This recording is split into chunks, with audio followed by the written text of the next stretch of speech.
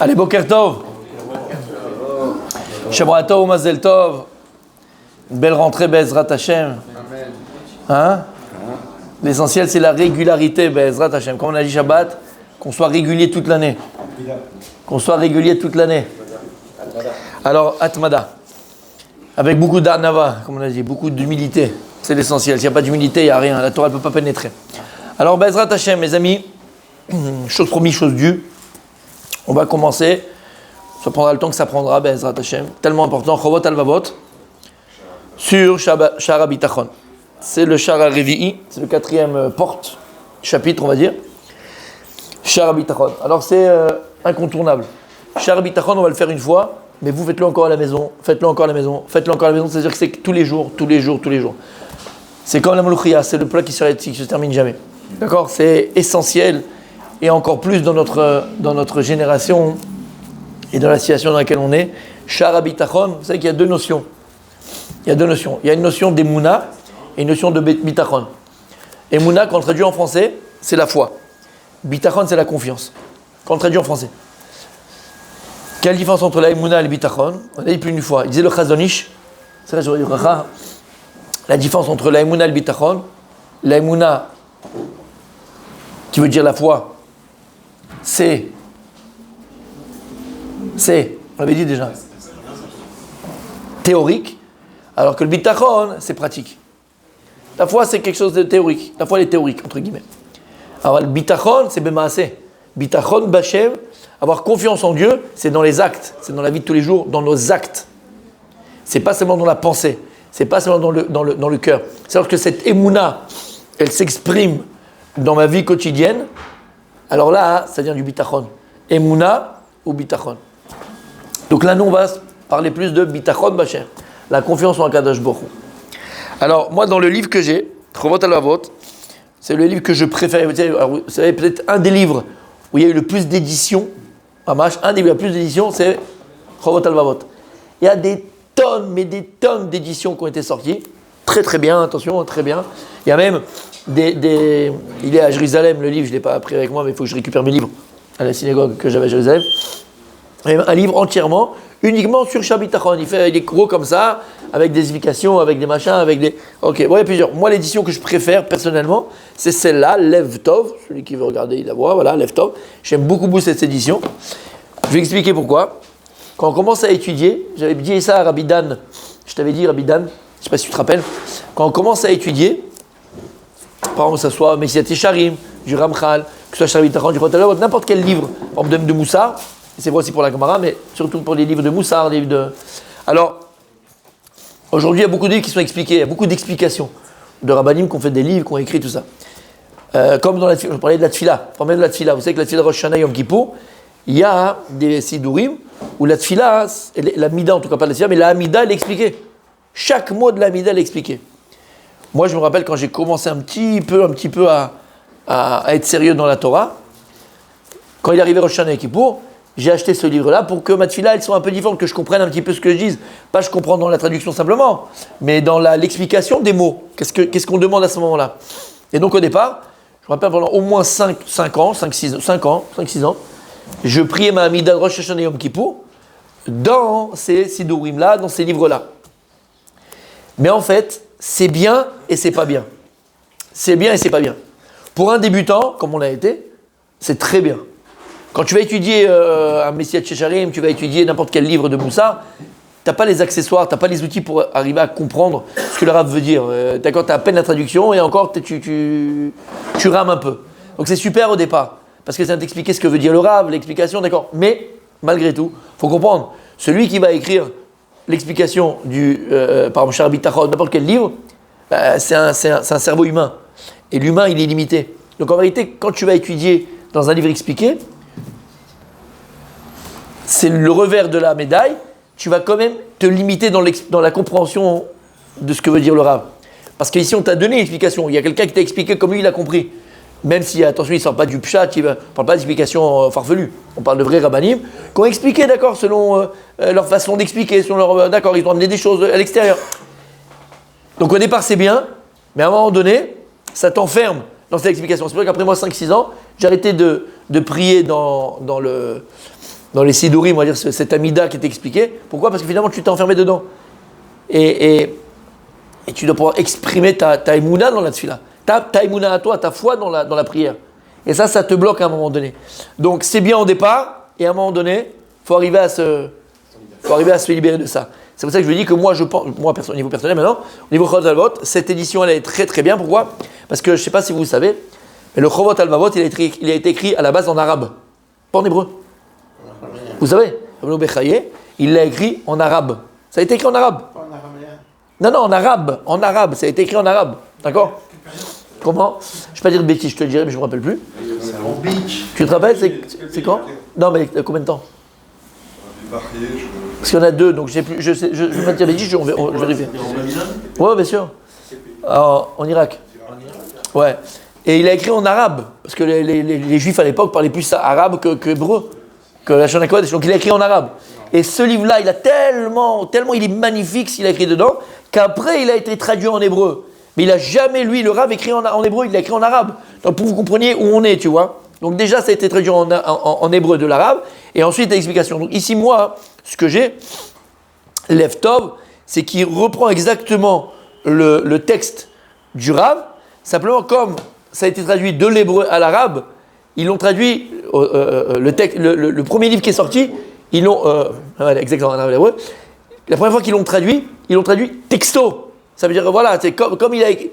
Alors le Lev Tov, il rajoute, par exemple, des fois il manque pas un petit mot, mais il manque une liaison, tu vois. Donc lui, il te met les liaisons, il te le met comme un hébreu plus moderne, on va dire, plus moderne, plus clair, voilà. Mais c'est le texte. Et je préfère rester dans le texte du Chovot Halvavot que après dans des explications qui sont pas durables. Comme ça, on peut donner notre explication et Bezrat Hashem, notre vision de ce qu'il dit, mais rester dans le pshat, rester dans ce qu'il dit. Attention, pas sortir de ce qu'il dit. C'est clair? Alors attachez les ceintures, mes amis, c'est magnifique, ça change une vie. Ça change une vie.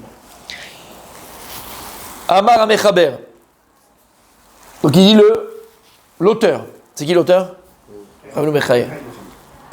O'il ou be'arnu be'shara kodem etriu kabbalat avodat ha'elokim. Le chapitre d'avant le troisième chapitre, il dit, puisque je t'ai expliqué. Rabbeinu Bechaye. Mais c'est pas Rabbeinu Bechaye de la Torah, c'est un autre Rabbeinu Bechaye. Parce qu'il y a Rabbeinu Bechaye à la Torah et Rabbeinu Bechaye sur le Halvavot, mais c'est pas les mêmes. Bechaye. Donc il dit comme ça, juste avant le troisième chapitre, je t'ai expliqué le chiyuv, l'obligation que chaque juif il a, de quoi avodat Elohim, de servir à Kadosh Baruch Hu. Matzati lenachon, j'ai trouvé juste, la smichela vet adavar shu nachutz le'oved ha'elokim itbarach yoter mikol advarim. Alors j'ai trouvé juste de juxtaposer à l'enseignement que je t'ai donné avant, à celui qui veut vraiment servir Hachem, le sujet que je vais te donner maintenant. C'est quoi? Véhou? C'est quoi le sujet? Et le plus important? Celui duquel c'est le sujet le plus important. C'est la mida, c'est la chose, le travail le plus important que tu dois faire dans ta vie, dans ta avodat Hachem. Il dit c'est lequel? Habitachon be'elokim, bechol inyane adam. Avoir confiance en Dieu dans tous les domaines de ta vie. T'as entendu? Dans tous les domaines de ta vie. Parce qu'il va expliquer le Rav. Mipne, sheshbo toilet gdola. Sache que quelqu'un qui a confiance en Kadosh Baruch Hu, le bénéfice que tu vas tirer de cette confiance que tu places en Dieu, elle est énorme. Hen la sagat shlimut batorah b'avodat Hashem, que ce soit quand tu vas maintenant arriver à capter et à acquérir la Torah et le service divin. Ven la sagat asher vesimcha ba'olam hazeh. Osher vesimcha ba'olam hazeh. Et plus encore, le bonheur et la joie que tu vas pouvoir acquérir dans ce monde-là. Déjà, le Rav, il t'a dit une chose extraordinaire. Voilà pourquoi le bitachon, la confiance en Dieu, elle est importante. Non seulement tu en as besoin pour ta avodat Hashem de tous les jours, mais aussi, mon ami, on est à la recherche du bonheur. Depuis la nuit des temps, tous les grands philosophes du monde, ils ont demandé où il est le bonheur. Mais il est où le bonheur? Là, le Rav va te dire qu'est-ce qui va t'amener le bonheur. Parce que le bonheur, il est partout en fait. Il n'y a pas un endroit où il n'y a pas de bonheur. Il n'y a pas une chose qui ne peut pas amener le bonheur. Il a fait, mais qu'est-ce qui va me permettre de trouver ce bonheur-là? Dans mon couple, dans mon travail, la relation de mes enfants, dans ma Torah, dans ma tefila, dans tous les domaines de la vie. Qu'est-ce qui va me procurer, qu'est-ce qui va m'amener au bonheur et à la véritable joie? C'est bitachon b'Hashem, c'est la confiance en Dieu. Lorsqu'une personne est la bitachon b'Hashem, la personne est la bitachon b'Hashem, tu arrives au niveau de David HaMelech. Tu arrives au niveau de David HaMelech. Quel niveau David Ameler? Vous avez un Télim? Non, il n'y a pas de Télim, c'est pas grave. Le Télim Kouf Lamed Aleph. Non, c'est grave, il faut le Télim quand même. Télim Kouf Lamed Aleph. 131.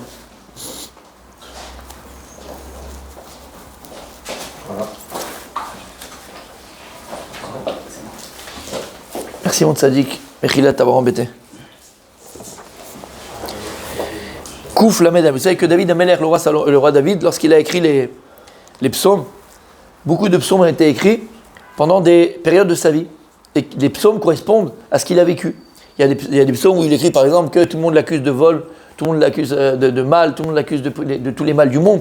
En fait, c'est quand il était persécuté par sa famille. Non, par sa famille, par ses frères, par tout le monde, par ses parents, puisqu'il pensait que c'était un bâtard, Chazé Shalom. On avait expliqué cela, tu te rappelles? Il a fait. Non. Avant, quand il est né. Il y a une histoire pour comment il est né. Donc son père, Isha, il pensait qu'il était d'adultère chez Mishmor, mais en fait, voilà, c'est sa femme qui était de sa déquête, qui n'a pas voulu que son mari allait avec la servante, la Shifra. Bon, on connaît l'histoire, on avait ramené déjà. Et il y a donc tous les psaumes, beaucoup de psaumes, sont en rapport avec le vécu de David Ameler. Et d'ailleurs, c'est pour ça qu'ils ont un tel impact. Parce que quand il a fait ces Télim-là, d'accord, c'est du vécu, c'est sa vie. Et vous savez tous qu'à la fin, lorsque Akadosh il va voir Shmuel Hanavi, le prophète Samuel, et il lui dit, donc vous savez que le premier roi d'Israël, c'était le prophète, le roi Shaoul. Shaoul, par 2 erreurs qu'il a commises, Akadosh lui a enlevé la royauté.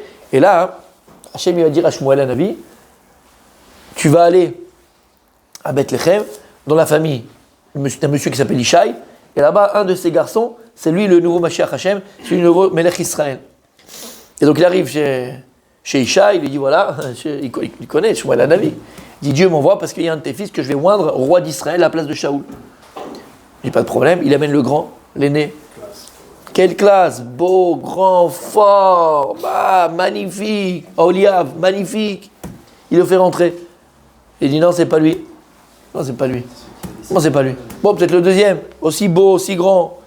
Deuxième, troisième, quatrième. Pourquoi c'est pas lui? Parce qu'il avait l'huile d'onction. Et l'huile d'onction, elle bougeait pas, il y avait rien qui se passait. Donc il a compris que c'était pas lui. À la fin, il a mené ces 6 garçons, rien ne se passe.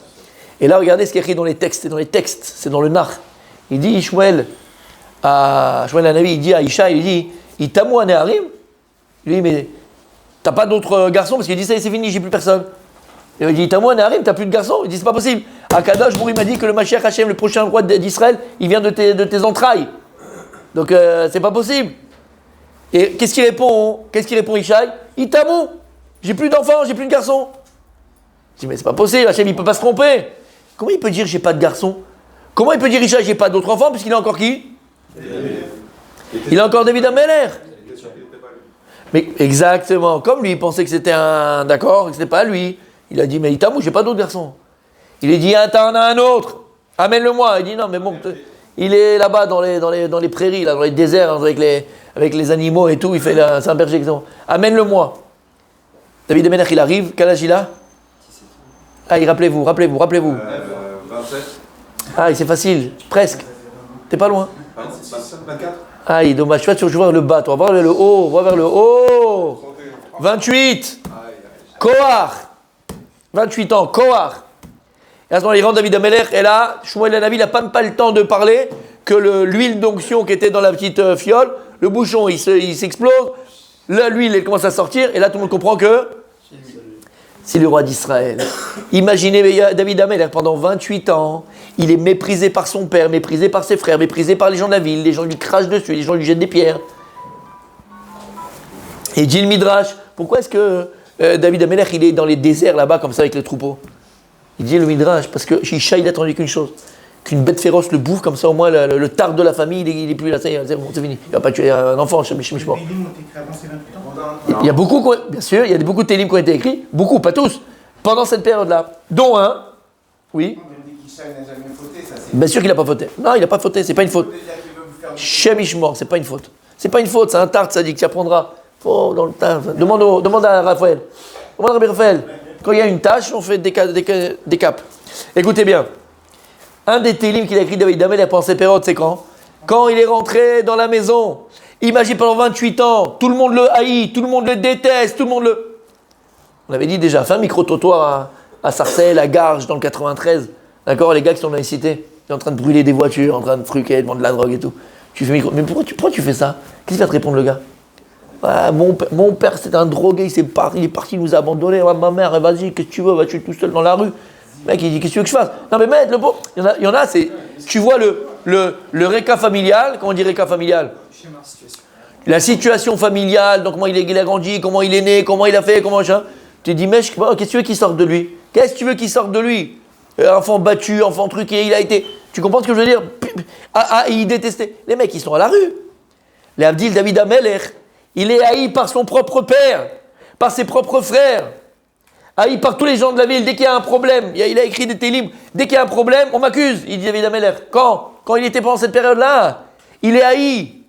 J'imagine là maintenant, c'est pas simplement qu'on va le réhabiliter. Bon, écoute, finalement, on a fait un test ADN, on s'est rendu compte qu'on s'est trompé, mon fils. On va faire une croisière pendant 1 mois, on va se faire pardonner, mon fils. D'accord? C'est pas ça. Qu'est-ce qui se passe? Sa vie, elle change du tout au tout. Ça devient Melech Israël, Mashiach Hashem. Il rentre à la maison, la tête de papa, la tête des garçons, la tête de tout le monde. Mashiach Hashem, David Melech Israël. Le roi, il a entre les mains la vie et la mort. Mais pour moins que ça, nous, on se venge. Pour moins que ça, nous, on prend la tête haute et on va dire, alors maintenant, on va rigoler. C'est qui le bâtard ici? J'ai pas entendu. Qui c'est le bâtard? Viens ici. Olia, viens ici. Mets-moi ta tête. Tu te rappelles Benil? Quand il tapait sur le chauve? Il va lui faire Benil. Il va le prendre comme ça, il va lui taper la tête. Il va dire, c'est à moi que tu parlais, toi? 28 ans comme ça? Qu'est-ce qu'il a fait, David Amelech? Écoutez bien. Hein. Le Télim 131, il l'a écrit à ce moment-là. Après ce moment-là, lorsqu'il est rentré, il a été ouin Melech Israël. Et il a dit quoi? Shirama lot le David Hashem, lo gava libi. Mon cœur ne s'est pas enorgueilli. Quand? Au moment où j'ai été roi d'Israël, j'aurais pu tous vous dégommer. Je suis le roi d'Israël, le bâtard, hein? Allez, venez les gars, venez ici. Vous allez me lécher les pieds. Les pieds, vous allez lécher. Lo gava libi. Aucun orgueil. Rien. Tu vois, David Amelech, le même. Rien n'a bougé chez lui. Velo ramouenai, et mes yeux ne sont pas élevés. Encore une fois, j'ai pas été orgueilleux. Je ne me suis pas pris de haut, je vous ai pas vu de haut. Et vous, je voyais en bas. Velo ilarti bigdolot ou bifot mimeni.